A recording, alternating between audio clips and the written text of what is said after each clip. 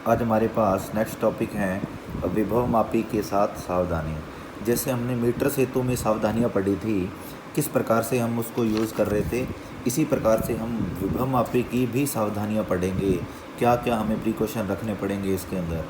तो एक नंबर सावधानी है, प्राथमिक परिपथ में लगाए गए सेल का विद्युत वाहक बल हमेशा द्वितीयक परिपथ में लगाए गए सेल के विद्युत वाहक बल या विभवांतर से अधिक होना चाहिए, नहीं तो शून्य विक्षेप की स्थिति प्राप्त नहीं होगी। ये चीज़ हम पहले भी पढ़ चुके हैं कि ये जो सेल लगा रखा है ये होता है प्राथमिक परिपथ, और नीचे हमने एक सेल लगा रखा है ये होता है द्वितीयक परिपथ। और प्राथमिक परिपथ के अंदर जो सेल लगा रखा है इसकी जो विद्युत वाहक बल होगा, इसकी वोल्टेज होगी, वो द्वितीयक परिपथ में लगाए गए सेल की वोल्टेज से हमेशा अधिक होनी चाहिए। अगर इसका 2 वोल्ट है तो इस सेल का विद्युत वाहक बल हमेशा 2 से कम होना चाहिए। यदि ऐसा नहीं होता है तो धारा मापी में शून्य विक्षेप की स्थिति प्राप्त नहीं होगी और हम संतुलन लंबाई का पाठ्यांक ज्ञात नहीं कर पाएंगे। इसलिए प्राथमिक परिपथ के अंदर जो सेल लगा रखा है उसका जो वोल्टेज है, विद्युत वाहक बल है, विभवांतर है, हमेशा द्वितीयक परिपथ के सेल के ईएमएफ से अधिक होना चाहिए। फिर 2 नंबर सावधानी है, सभी सेलों के धनात्मक सिरे एक ही बिंदु ए पर जुड़े होने चाहिए।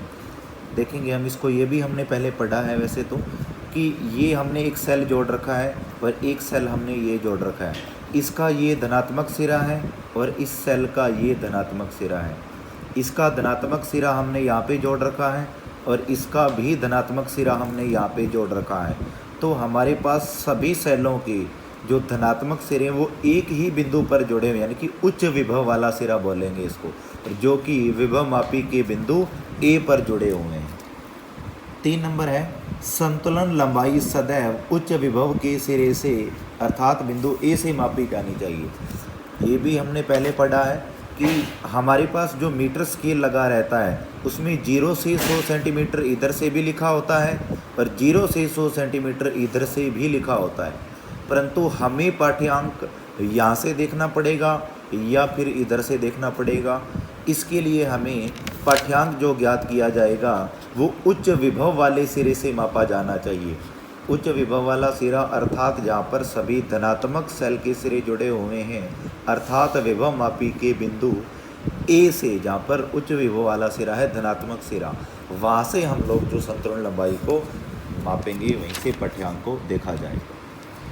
फिर हमारे पास 4 नंबर पॉइंट है, विभव मापी का तार एक समान होना चाहिए, अन्यथा विभव प्रवणता x का मान सभी जगह नियत नहीं रहेगा।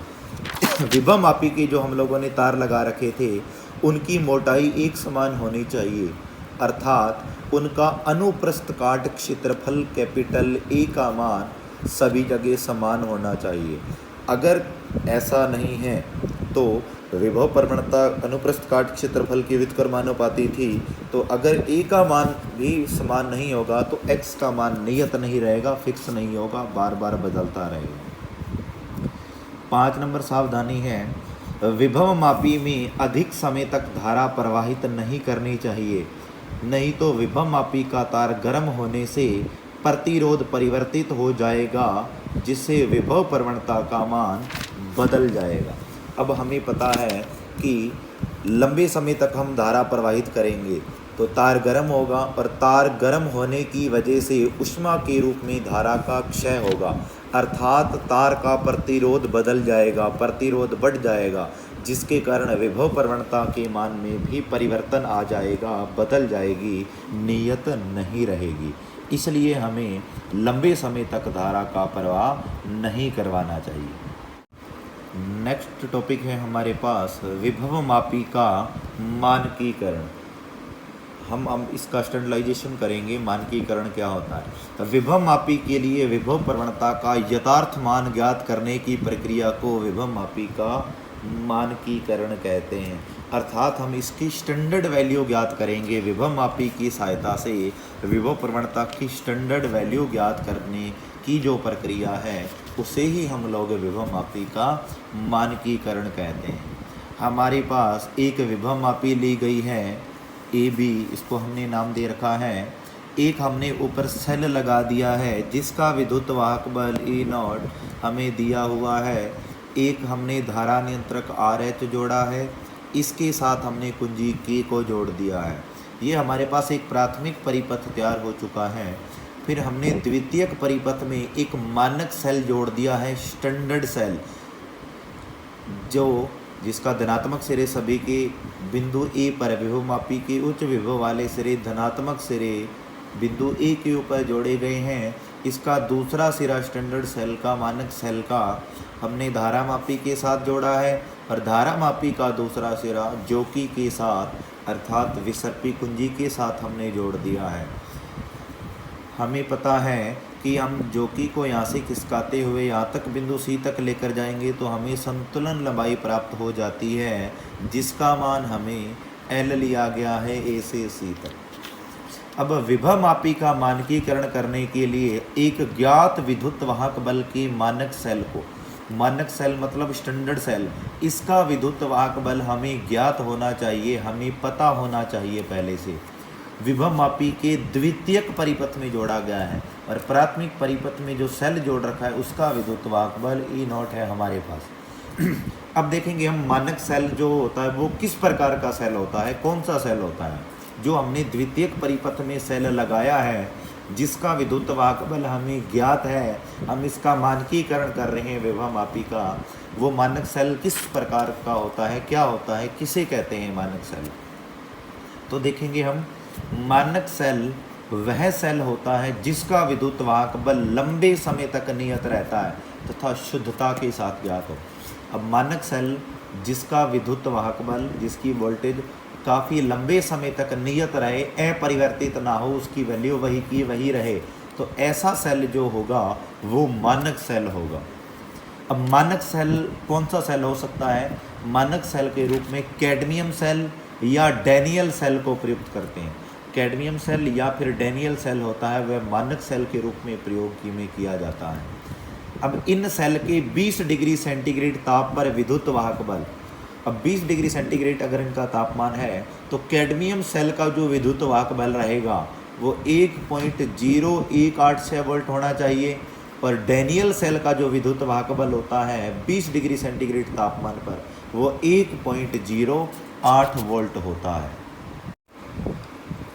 फिर हम लोग मानक सेल की विभव प्रवणता ज्ञात करेंगे। तो देखिए हम क्या करेंगे, हम लोग जोकी को खिसकाते जाएंगे ए सिरे से, जैसे ही बिंदु सी के ऊपर हम पहुँचे तो हमें धारा मापी की सुई शून्य पर चलेगी, अर्थात हम बिंदु ए से जोकी को खिसका कर लेकर जा रहे हैं। जैसे ही हम सी बिंदु पर पहुँचते हैं तो जो धारा मापी के अंदर शून्य विक्षेप प्राप्त हो जाता है। हम मानते हैं यदि हमारे पास संतुलन लंबाई L0 यदि प्राप्त होती है तो मानक सेल का विद्युत वाहक बल यदि E0 है, E0 है, तो विभवमापी का सिद्धांत क्या होता है, E0 = XL0। ये हम पढ़ चुके हैं विभवमापी के सिद्धांत से। x की वैल्यू ज्ञात करेंगे, E0/L0 हो चुका है, L0 हो चुका है। ये हमारे पास इसकी विभव प्रवणता होती है x। फिर हमारे पास नेक्स्ट टॉपिक है विभवमापी की सुग्राहिता।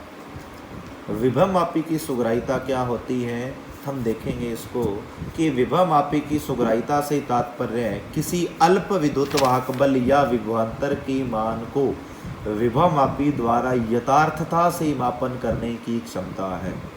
कि यदि हमारे पास किसी सेल का विद्युत वाहक बल या उसका विभवांतर अल्प है, उसका मान बहुत कम है, फिर भी हम विभवमापी के द्वारा उसका स्टैंडर्ड मान, उसकी यथार्थता से हम उसका मापन कर पा रहे हैं, इतनी क्षमता है उसके अंदर, तो हम उसके विभवमापी की सुग्राहिता कहेंगे, वो उतना ही अच्छा सुग्राही विभवमापी होगा।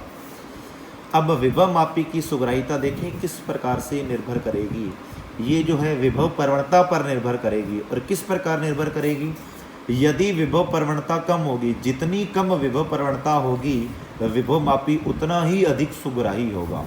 कि कम विभव प्रवणता के ऊपर अच्छी से अच्छी हमें वैल्यू प्राप्त होती जा रही है, कम विभवांतर के ऊपर भी वो उतना ही अधिक और अच्छा विभवमापी होगा, उतनी ही अच्छी सुग्राहिता होगी, अधिक होगी। विभवमापी की सुग्राहिता में वृद्धि करने के लिए यदि विभव मापी की सुग्राह्यता हमें बढ़ानी हो तो विभव प्रवणता को कम करना पड़ेगा, अर्थात x का मान कम करने के लिए, यानी कि विभव प्रवणता कम करने के लिए हमें क्या करना पड़ेगा, विभव मापी की तार की लंबाई में वृद्धि करनी पड़ेगी, क्योंकि विभव प्रवणता लंबाई की इक्वल थी, समानुपाती थी। यदि विभव मापी तार की लंबाई बढ़ा दी जाए, मतलब L जो 10 मीटर हमने तार लिया था उसको जितना लंबा तार लेंगे उतनी ही ज़्यादा विभव मापी जो है।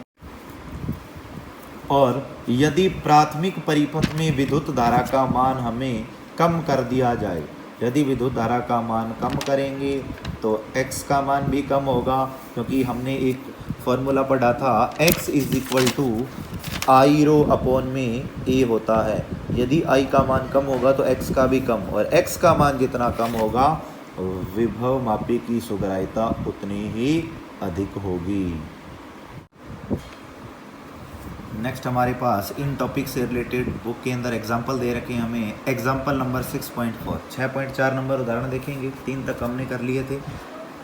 उदाहरण है हमारे पास क्वेश्चन कि मीटर सेतु के एक प्रयोग में प्रयुक्त प्रतिरोध बॉक्स से 8 ओम का प्रतिरोध निकालकर ज्ञात प्रतिरोध, यानी कि हमारे पास RB जो जुड़ा हुआ था उसका मान, उसमें से एक प्रयुक्त प्रतिरोध की हमने की निकाली है जिसका मान 8 ओम है।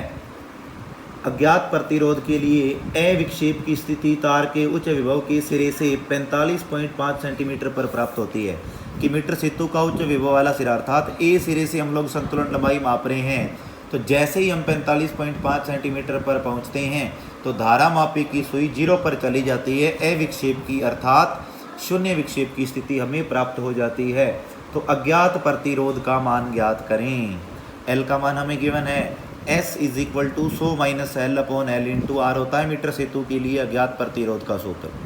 100 माइनस एल का मान 45.5 है, फिर एल का मान 45.5 इंटू 8। 100 माइनस 45.5 किया तो 54.5 प्राप्त होगा हमें। पॉइंट से पॉइंट कैंसिल कर दिया। हम इसको सॉल्व करते हैं तो हमें जो अज्ञात प्रतिरोध हमने तार लगाया हुआ था उसका मान 9.58 ओम प्राप्त होता है। फिर हमें इसके अंदर एक और पॉइंट दिया जा रहा है, इसी क्वेश्चन में सेकंड नंबर पॉइंट गिवन है कि यदि प्रतिरोध बॉक्स और अज्ञात प्रतिरोध की स्थितियों को परस्पर बदल दिया जाए तो संतुलन लंबाई क्या होगी। कि यहाँ पे पहले हमने अज्ञात प्रतिरोध S जोड़ रखा था, यहाँ पे प्रतिरोध बॉक्स R भी था, आपस में बदल दिया जाए कि S को तार को खोलकर इधर लगा दें और प्रतिरोध बॉक्स को इधर खोल के लगा दें, तो नई संतुलन लंबाई क्या होगी। अब हमें पता है कि R और S की स्थितियां बदल रहे हैं, तो संतुलन लंबाई हम लोग प्रतिरोध बॉक्स वाले सिरे से मापते हैं। तो प्रतिरोध बॉक्स इधर से जुड़ा हुआ है, इधर से 45.5 थी तो इधर से बच जाएगी 54.5, तो 54.5 सेंटीमीटर हमें संतुलन लंबाई प्राप्त हो जाएगी। नेक्स्ट एग्जाम्पल है बुक के अंदर 6.5 हमें दे रखा है कि विभव मापी के प्राथमिक परिपथ में 2.2 विद्युत वाहक बल। प्राथमिक परिपथ जो है हमारे पास वहाँ पे सेल का विद्युत वाहक बल EP होता है, यहाँ पे ऊपर जिसका मान 2.2 हमें वोल्ट दे रखा है। और 1 ओम का आंतरिक प्रतिरोध, यानी कि इसके साथ ही सेल का आंतरिक प्रतिरोध जो है वो स्मॉल r होता है, 1 ओम दे रखा है हमें। और प्रतिरोध की बैटरी और 20 ओम प्रास का धारा नियंत्रक जो हमें लगा रखा है। RH जो है उसका प्रतिरोध हमने R' लिया था डेरिवेशन में जब हमने किया था, तो R' का मान हमें 0 से 20 ओम प्रास का दे रखा है। यदि विभव मापी की तार की लंबाई जो है लंबाई हमें दे रखी है 10 मीटर, कैपिटल L होती है, पर जो विभव मापी तार का प्रतिरोध जो हमने कैपिटल R लिया था जिसका मान 20 ओम दे रखा है, तो विभव प्रवणता के न्यूनतम और अधिकतम मान को हम ज्ञात करेंगे। तो हमें फॉर्मूला आता है x is equal to EP upon R plus R' plus small r into R upon L। न्यूनतम मान हमें x का प्राप्त करना है, तो x का मान न्यूनतम होने के लिए R' का मान अधिकतम होना चाहिए, क्योंकि इसके व्युत्क्रम में दिखाई दे रहा हमें इसके रिवर्स में है R'। तो 0 से 20 तक है, 0 और 20 हमें R' के मान दे रखे हैं, तो x का मान न्यूनतम होने के लिए R' का मान अधिकतम, तो अधिकतम मान है इसका 20 ओम हमारे पास। तो हम लोग देखेंगे EP का मान हमारे पास 2.2 वोल्ट था, फिर हमारे पास R का मान 20, R' का मान यानी कि अधिकतम होना चाहिए तो 20, स्मॉल r का मान 1, कैपिटल R का मान 20, कैपिटल L का मान 10। 0 से 0 को कैंसिल कर दिया हमने, और ये काउंट करेंगे 20, 40 और 1 41। 2.2 को 2 से मल्टीप्लाई किया तो 4.4 प्राप्त होगा। 41 से डिवाइड कर देंगे तो 0.11 वोल्ट प्रति मीटर हमें न्यूनतम विभव प्रवणता का मान प्राप्त होगा। पर फिर हमें अधिकतम मान भी प्राप्त करना है, तो x का मान अधिकतम तब हो सकता है जब r डैश का मान कम हो, न्यूनतम हो, क्योंकि रिवर्स में है। तो r डैश का जो है न्यूनतम मान 0 था, तो हमने उसकी जगह 0 पर पुट कर दिया। अब हम इसको सॉल्व करते हैं तो 0.21 वोल्ट पर मीटर हमें विभव प्रवणता का मान प्राप्त हो जाता है। फिर हमारे पास 6.6 एग्जाम्पल रहेगा। एक विभवमापी के प्राथमिक परिपथ में 0.2 एम्पियर की धारा प्रवाहित हो रही है। I का मान दे रखा है 0.2। तार के पदार्थ का विशिष्ट प्रतिरोध या प्रतिरोधकता को हम रो से डिनोट करते हैं। रो का मान है 40 × 10⁻⁸ ओम × मीटर तथा अनुप्रस्थ काट क्षेत्रफल, जिसे हम कैपिटल A से लिखते हैं, उसका मान है 0.8 × 10⁻⁶ मीटर स्क्वायर। तो विभव प्रवणता ज्ञात करें। हमने पढ़ रखा है x बराबर I rho upon A। I का मान 0.2, रो का मान हमने पुट कर दिया, नीचे हमने A का भी पुट कर दिया। पॉइंट से पॉइंट कैंसिल कर देंगे, 2 को 8 से काटेंगे 4 पे, 40 से काटेंगे तो 10 पे, -8 -6 कट होगा तो -2, माइनस का 2 और प्लस का 1, -1, अर्थात x का मान 0.1 वोल्ट प्रति मीटर इसकी विभव प्रवणता प्राप्त हो जाएगी।